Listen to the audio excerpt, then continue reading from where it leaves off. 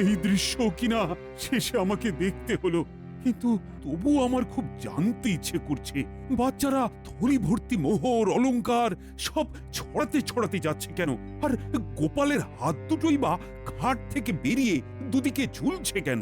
মহারাজ, আর একটা ব্যাপার কি আপনি লক্ষ্য করেছেন? কি কি বলতো? গোপালের দেহ কারা কাঁধে করে নিয়ে যাচ্ছে? হ্যাঁ হ্যাঁ, হয়তো মন্ত্রী, সেনাপতি, জ্যোতিষী আর পণ্ডিত। আসলে গোপালের এই শেষ যাত্রা আমাদের কিছু শিক্ষা দিয়ে যাচ্ছে মহারাজ। এই যে দেখুন, যারা গোপালকে সহ্য করতে পারত না, এখন তাদেরই কাঁধে গোপাল যাচ্ছে। তার মানে শেষ পর্যন্ত কেউই কারোর শত্রু থাকে না, সবাই মান অভিমান ভুলে কাঁধে কাঁধ মিলিয়ে পার করে দেয়। তাই তো, এই দৃশ্য তো সেই কথাই বলছে। আর ওই যে মোহর। মহারাজ তোমাকেও ডেকে পাঠিয়েছেন? আমি তো কিঞ্চিত বিস্মিত বোধ করছি। এমন আকস্মিক আহ্বানের কারণ কি হতে পারে? কারণ যাই হোক, মহারাজের হ্যাঁতে হ্যাঁ আর নাতে না বলতে হবে। সে তো বিলক্ষণ। মহারাজকে খুশি করতে পারলেই আমরা সুখী হব। ব্যাস ব্যাস ব্যাস, এই তো সার কথা বুঝে গেছো। চলো পণ্ডিত, তাড়াতাড়ি পা চালাও দেখি। ওহ, যারা এসব বুঝতে পারবে তারাই তো এসে পৌঁছলো না এখনো। কি জানে আর কতক্ষণ অপেক্ষা করতে হবে। এই তো আমরা এসে গেছি মহারাজ। আমাদের এখানে কি করতে হবে সেটা বলুন। শোনো, আমি স্বপ্ন দেখেছি যে খুব তাড়াতাড়ি আমি রাজাধিরাজ উপাধি পাবো। তাই মন্ত্রী আর পণ্ডিত তোমাদের নিয়ে একসাথে বসে আমি আমার স্থাবর অস্থাবর সম্পত্তির পরিমাণ কত সেটা ভালো করে জেনে নিতে চাইছি। সে তো জানতেই হবে মহারাজ, আপনি রাজাধিরাজ হবেন বলে কথা। আপনার সম্পত্তির বহর শুনেই তো অন্য রাজাদের ঘুম উড়ে যাবে। তাই চটপট সব দেখে একটা পরিমাপ কর দেখি। কিন্তু এই বিষয়ে তড়িঘড়ি করা কি সমীচীন হবে মহারাজ? জটিল হিসাব যে সময় সাপেক্ষ। হ্যাঁ, সময় লাগবে বলছো? না না, হিসাব তো সব করাই আছে, শুধু একটু চোখ বুলিয়ে নিলেই হবে। হ্যাঁ, মানে তাহলে তো হয়েই গেল, আর দেরি হবে না, তৎক্ষণাৎ হয়ে যাবে। হয়ে যাবে না, বলো হয়ে গেছে।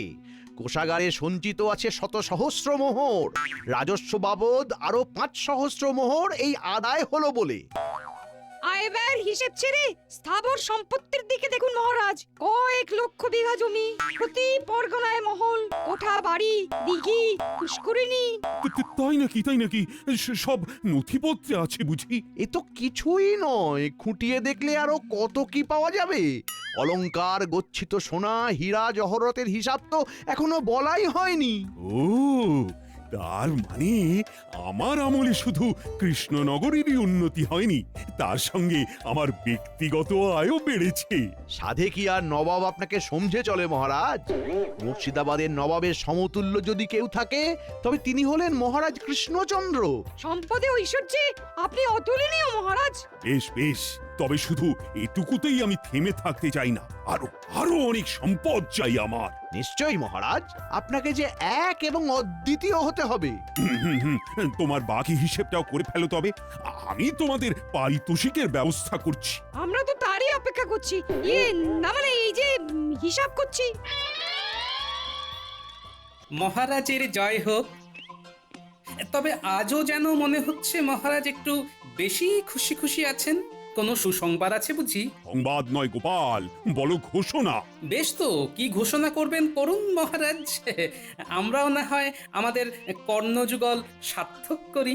ওহ, গোপালের তো দেখছি মুখ দিয়ে ভাষার ফুলঝুরি ছুটছে।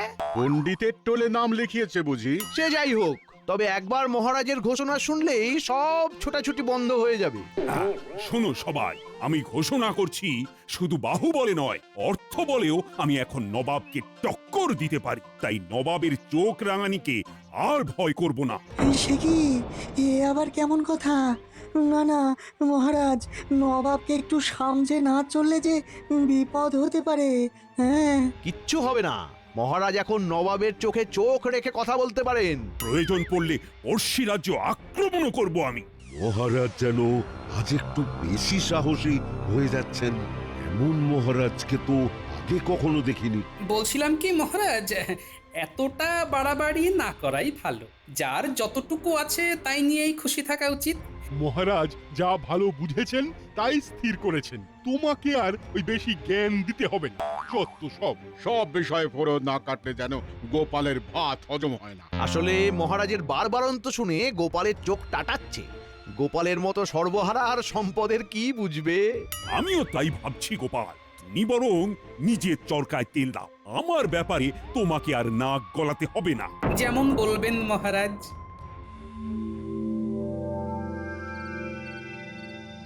ঠিক হচ্ছে না গিন্নি, ঠিক হচ্ছে না। কি সে ঠিক হচ্ছে না? না না না না না, আমি তো মাথা মুন্ডু কিছুই বুঝতে পারছি না। হ্যাঁ, তুমি না পারলেও মহারাজ একদিন ঠিক বুঝবেন, তবে ততক্ষণে বড্ড দেরি হয়ে যাবে গিন্নি। এই দেখো, হেয়ালি করা বন্ধ করে আসল কথাটা বলবে। হ্যাঁ, আসল নকল জানি না, তবে মহারাজ তোষামুদেদের পাল্লায় পড়ে ধরাকে একেবারে সরাজ্ঞান করছেন, আর সেটা ধরিয়ে দিতে গেলে দু চার কথা শুনিয়ে দিচ্ছেন। বুঝেছি। তার মানে মহারাজের কাছে তোমার মুখ পুড়েছে। হ্যাঁ, না না, তুমিও তো আমাকে সময় অসময়ে কম অপমান করো না গিন্নি, তাই এসব গা সওয়া হয়ে গেছে। ও, সুযোগ বুঝে ঠিক চিমটিটা কেটে দিলে। তবে সময় বুঝে আমি কিন্তু সুদে আসলে ফেরত দেব, তখন টেটটি পাবে। আমি তো ভাবছি মহারাজের কথা, কবে যে মহারাজ নিজের ভুল বুঝতে পারবেন। ব্যাপার কি মন্ত্রী, মনে হচ্ছে তুমি কিছু বলবে বলবে করছো, কিন্তু বলতে পারছো না। হ্যাঁ মানে মানে মহারাজ, বলছিলাম কি যে নবাবকেও ছাড়িয়ে যেতে গেলে আপনার জীবনযাত্রার মান আরো উন্নত করলে ভালো হয়। তবে কি মহারাজ নিতান্তই ওই সাদা মাটা জীবনযাপন করেন? মহারাজ যেমন আছেন তেমনই তো ভালো আছেন, অযথা অন্যরকম কিছু করার কি প্রয়োজন? প্রয়োজন আছে বই কি, নবাবকে দেখিয়ে দিতে হবে যে মহারাজও কিছু কম যান না, তাই দামি আতর, সুগন্ধি, অলংকার সব লাগবে, আর সেখান থেকেই আমাকে সুবিধা মতো সরাতে হবে। না না না, এটা তুমি মন্দ বলনি মন্ত্রী। হ্যাঁ, যেমন যা ব্যবস্থা করার করো তাহলে। ভেতরে ভেতরে সে কি আর করতে বাকি রেখেছি মহারাজ? কই কে আছো, নিয়ে এসো দেখি। উমা, মহারাজের জন্য কত কি, এইসব না হলেই বা ক্ষতি কি? তুমি থামো সভাকবি, শুধু এখানেই শেষ নয় মহারাজ, আরো আছে। আরো বলো কি? কই কই কই, দেখি দেখি দেখি।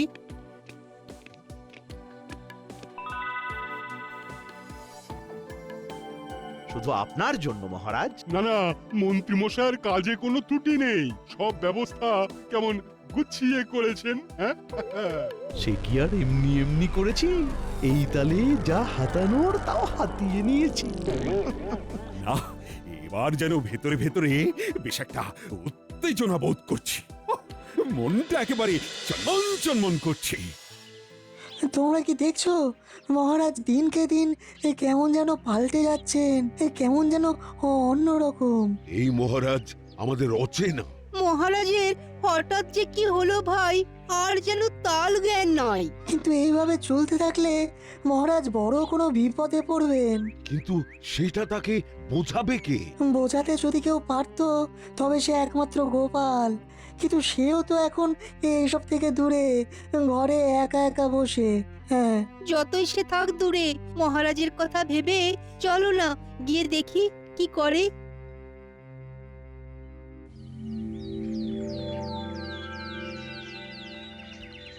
ও গোপাল দাদু, তোমার কি হয়েছে বলো তো? সারাদিন কেমন যেন মন খারাপ করে ঘরে বসে থাকো আজকাল। এটা কিন্তু গুলটে ঠিক বলেছে না, আমাদের তুমি গল্প বলো আর না মজা করো। তোদের এরকম মনে হচ্ছে বুঝি? তা তোরা আমার মুখ দেখেই মনের কথা বুঝে গেলি? হ্যাঁ, আমরা সব বুঝতে পারি, সেই জন্যই তো বলছি মন খারাপ করে বসে না থেকে আমাদের পড়াও দেখি। হ্যাঁ হ্যাঁ, গোপাল দাদু পড়ালে আমাদের খুব তাড়াতাড়ি পড়া মুখস্থ হয়ে যায়। হবে না কেন, গোপাল দাদু তো বুদ্ধির রাজা, তাই বুদ্ধি করেই আমাদেরও বুদ্ধি বাড়িয়ে দেয়। বটে, তোরাও দেখছি ভালোই তোল্লাই দিতে শিখে গেছিস। ওদেরটা না হয় তুমি বুঝে গেছো, কিন্তু মহারাজের ব্যাপারটা যে আমরা কিছুতেই বুঝতে পারছি না। সত্যি কি করেছে কি হয়ে গেল? যদি কিছু পারো তবে তুমি কিছু করো, না হলে তো শুধু মহারাজে নয়, এই বুঝি গোটা কৃষ্ণনগরেরই ক্ষতি হয়। বেশ বেশ, দেখছি তবে কি করে কি করা যায়।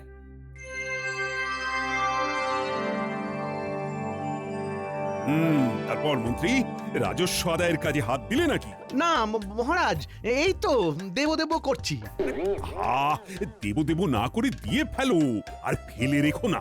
ঠিকই তো মহারাজ, কাজ ফেলে রাখলে পরে যে মাথায় বাজ পড়বে। ব্যাস, কথা নেই বার্তা নেই, আবার চলে এলো ফোড়ন কাটতে। এই যে গোপাল, নিজের মতো করে আসছো, নিজের মতো করে যাচ্ছ, এটা কিন্তু ভালো হচ্ছে না। সে যাই হোক, এখন কি চাই সেটা বল। চাইতেই তো এসেছে মহারাজ, না হলে কি আর এমনি এমনি আসে? তবে যত যাই দিন মহারাজ, কোনো কিছু দিয়ে এই গোপালের দারিদ্রতা ঘুচবে না। গোপাল থাকে তো ওই খড়ের চালের ঘরে, আর পরে ওই একটা ধুতি আর একটা ফতুয়া। ওর আবার কি চাই মহারাজ? বিলক্ষণ, এর থেকে বেশি দিলে ওর সহ্য হবে না। তবে মহারাজ, আপনি যে এখন দিন দরিদ্রের দান ধ্যান করা বন্ধ করে দিয়েছেন, সে কথা কি গোপালের কানে গেছে? শোনো গোপাল, এই খাম্বাজ রাজা, বর্ধমানের রাজা, উৎকলের রাজারা বিভিন্ন সাহায্য চাইছে। আমি কিন্তু তাতে কর্ণপাত করছি না। আমাকে আপনারা যত যাই বলুন, তবুও বলছি আরেকবার ভেবে দেখুন, যেমন যা করছেন কাজটা কিন্তু ভালো হচ্ছে না। তা তুমি কি আমায় সতর্ক করতে এসেছো, আর ভাবছো তোমার কথায় আমি সুরসুর করে আমার সব স্বপ্ন জলাঞ্জলি দিয়ে দেব? সে গুড়ে বালি। তাই তুমি হাতে তালি দিতে দিতে নিজের রাস্তা দেখো এবার। বেশ, আপনি যেমন বলবেন মহারাজ।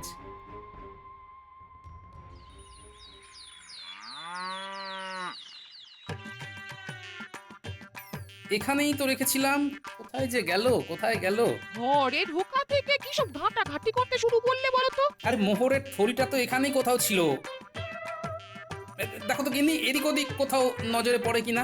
এমন বলছো যেন মোহরের থলি নিয়ে আমি লোপালোপি করি। তুমি কি কোনোদিন আমায় হাত খরচের জন্য কিছু দিয়েছো যে আমার কাছে থাকবে? কিন্তু কিছু না কিছু তো থাকতেই হবে। তবে যেটুকু যা আছে তাই দিয়েই কাজ হবে। আরো মোহর লাগবে, আরো আরো আরো। নির্ঘাত তোমার মাথার গন্ডগোল হচ্ছে। ওই মোহর মোহর করেই তোমার মাথা খারাপ হয়ে গেছে। হ্যাঁ, মাথা খারাপ আমার নয়, মাথা খারাপ তো হয়েছে মহারাজের, আর ওটাই আমাকে ঠিক করতে হবে। সে তুমি যাই বলো, আমি যা বোঝার বুঝে গেছি। গন্ডগোল তো হয়েছে, না বলে তোমার মতো লোক মোহরের জন্য এরকম খোঁজাখুঁজি শুরু করে? হ্যাঁ, না না না না, আমি আর ভাবতে পারছি না। তোমাকে আর ভাবতেও হবে না গিন্নি, ভাবাভাবির ব্যাপারটা এবার আমার উপর ছেড়ে দাও। প্রণাম মহারাজ। আবার আবার এসেছো গোপাল? কেন মহারাজ, আমাকে কি আসতে নেই, নাকি আপনাকে আমার মুখ দেখতে নেই? এই মরেছে, এবার কি বলি আমি? আমি শুধু ভাবছি, বারবার তাড়িয়ে দেওয়া সত্ত্বেও গোপাল কেন আবার ফিরে ফিরে আসছে। আমার তো মনে হয় বারবার অপমানিত হতে। ঠিক ঠিক, ন্যাড়া 3বার বেলতলায় যায় আর গোপাল 3বার অপমানিত হয়। এবার কিন্তু বড্ড বাড়াবাড়ি হচ্ছে। গোপালকে চুপচাপ থাকতে দেখে যেমন খুশি অপমান করছে ওকে। গোপালের কিন্তু এবার কিছু বলা দরকার। বলছিলাম কি মহারাজ, আমি কিন্তু আপনার কাছে কোনো দান চাইতে আসিনি। সময়ে অসময়ে আপনি আমাকে পুরস্কার স্বরূপ বহু মোহর অলংকার দেবেন বলে প্রতিশ্রুতি দিয়েছিলেন, কিন্তু তারপরে আর দেননি। এখন সেই সব পুরস্কার আমার চাই। এখনই চাই? না মানে ধীরে সুস্থে পরে পরে দিলে চলবে না? চলবে না কেন? খুব চলবে, খুব চালালেই চলবে। না, চলবে না। দিলে ভালো, না দিলে সেই কথাও রাষ্ট্র করে বেড়াবো। এবার দেখুন কি করবেন মহারাজ। ছি ছি গোপাল, সামান্য কটা মোহরের জন্য তুমি এমন দরদস্তুর করতে পারো? যাও যাও যাও, এক্ষুনি গিয়ে কোষাগার থেকে সব সংগ্রহ করে নাও। আর শোনো, তোমার এই মুখ যেন আমাকে আর কখনো দেখতে না হয়। আপনিও ভেবে দেখুন মহারাজ, এই অপমান কি আর সহ্য করা যায়? বেশ, আসি তাহলে। কিন্তু গোপাল এটা কি বলে গেল? সে যা বলে বলুক মহারাজ, আসল কথা হলো দুষ্টু গরুর থেকে শূন্য গোয়াল অনেক ভালো। ওই তো গোপাল দাদু চলে এসেছে। আমরা তো তোমার জন্যই অপেক্ষা করছিলাম। তুমি বললে যে আমাদের পড়াবে। এই দেখো, আমরা বই খাতা কলম নিয়ে বসে আছি সেই কখন থেকে। ভালোই হয়েছে, এবার তো বাকি কাজটা তোদের দিয়েই করতে হবে। কি সব কাজের কথা বলছো বলো তো? তার মানে পড়ালেখা হবে না? হবে তো, তবে এবার লেখা পড়া হবে। লিখবো আমি, আর পড়বে অন্য কেউ। দে দে কাগজ কলমখানা দে দেখি, চটপট লিখে ফেলি।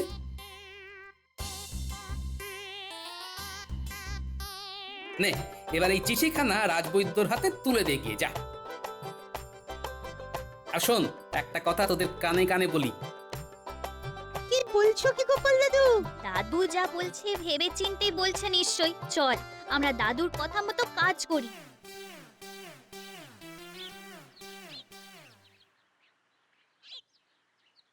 বলি বুড়ো বয়সে কি আবার লেখাপড়া করার স্বাদ জাগলো নাকি? স্বাদ তো জাগে, কিন্তু সাধ্যে কুলোয় না গিন্নি। সে কি আর আমি জানি না। তবে ওদিকে কি খবর? মহারাজ কি নিজের ভুল বুঝতে পেরেছেন নাকি এখনো অন্য ঘরে রয়েছে? না এখনো পারেননি, তবে আজ যে অপমান করেছেন তিনি আমায়, এরপরে বেঁচে থাকাই মুশকিল। কি আবোল তাবোল বলছো বলো তো তুমি? একটু জল খাবো, জল দাও না গিন্নি। সেটা ভালো করে বললেই হয়। দাঁড়াও দিচ্ছি।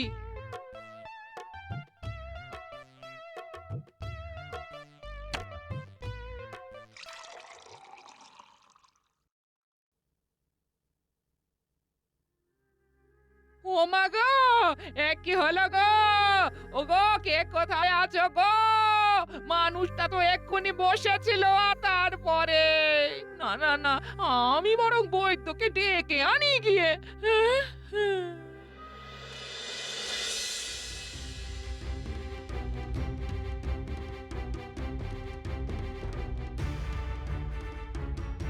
তখন থেকে তো অনেক পরীক্ষা করলেন, কিন্তু মানুষটা এখনো চোখ খুলে দেখছে না কেন? হ্যাঁ, বড্ড দেরি হয়ে গেছে। তার মানে এই মানেটা কি? হ্যাঁ, গোপাল জগতের মায়া ত্যাগ করেছে। আমার সে কি কথা গো?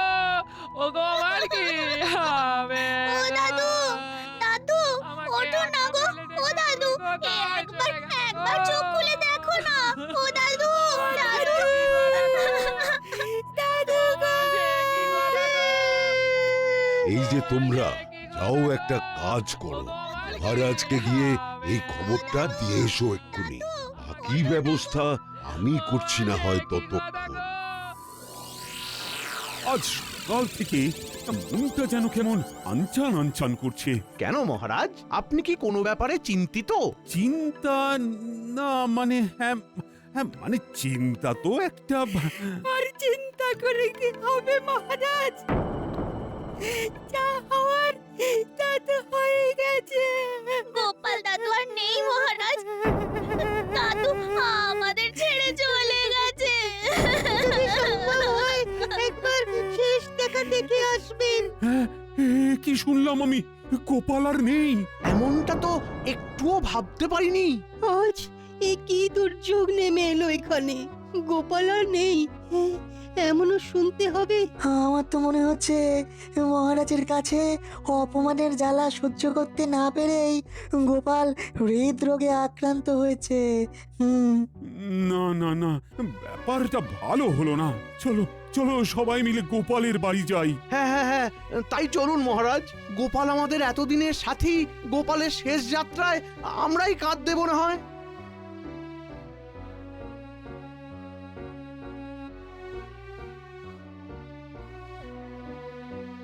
ব্যবস্থা যখন সব হয়েই গেছে, তখন আর দেরি করাটা ঠিক হবে না। হ্যাঁ হ্যাঁ, এসো সবাই, কাঁধে কাঁধ মেলাই।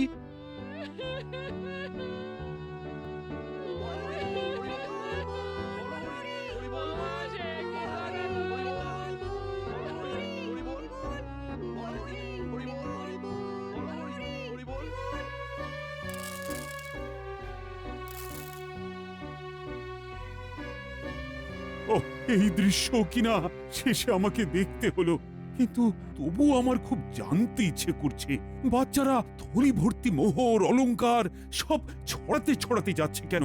আর গোপালের হাত দুটোই বা ঘাট থেকে বেরিয়ে দুদিকে ঝুলছে কেন? মহারাজ, আর একটা ব্যাপার কি আপনি লক্ষ্য করেছেন? কি বলো তো? গোপালের দেহ কারা কাঁধে করে নিয়ে যাচ্ছে?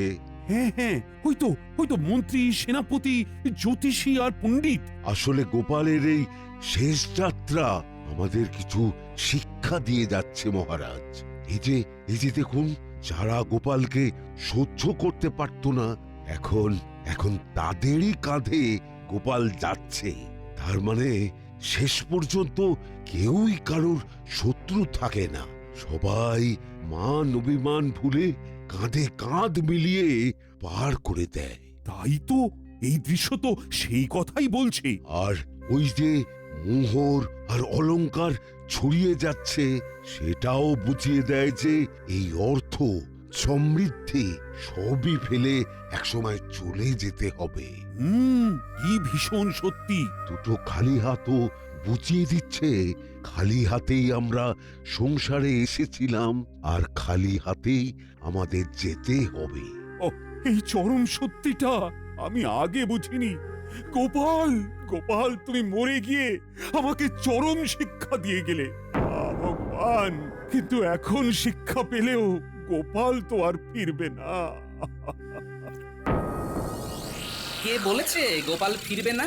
মহারাজ চাইলে গোপাল ফিরেও আসতে পারে, আর রাজসভাতেও যেতে পারে। তার মানে গোপাল, তুমি মারা যাওনি? দেখো, দেখো, গোপাল মরেনি। তবে সবটাই যে গোপাল ওই চিঠি লিখে আমাকে আগেই জানিয়ে গেছিল, সেটা তো আর মহারাজকে বলিনি। আরে আরে, দেখছেন কি? খাটটা এবার কাঁধ থেকে নামান। আমাদের দাদু আমাদের ছেড়ে চলে যাবে, তাই সাহস নাকি? আমরা যেতে দেব নাকি? এক্ষুনি খাট নামান, না হলে গোপাল দাদুকে খাটে চাপিয়ে কাঁধে করে সারা কৃষ্ণনগর ঘোরাতে হবে। উফ, এতক্ষণে ঘাম দিয়ে ছাড়লো যেন জ্বর। কেউ এসে হাতটা আমার ধর। ও গোপাল, আচ্ছা একখানা খেল দেখালে বটে। খেল তো এবার আমি দেখাবো। হ্যাঁ, এই বুড়ো বয়সে তোমার হিম্মতি আমি বের করছি। মহারাজকে শিক্ষা দিতে গিয়ে এমন রসিকতা না করলেই চলছিল না। আর ঝেঁটিয়ে তোমার মাথা থেকে এই রসিকতার ভূত নামাবো। হ্যাঁ, এই এই এই ওরে বাবারে, গেলাম রে। ছেড়ে দাও গিন্নি, এবারের মতো ছেড়ে দাও আমাকে। ওরে বাবারে, সবাই গোপালের কাছে জব্দ, আর গোপাল গিন্নির কাছে।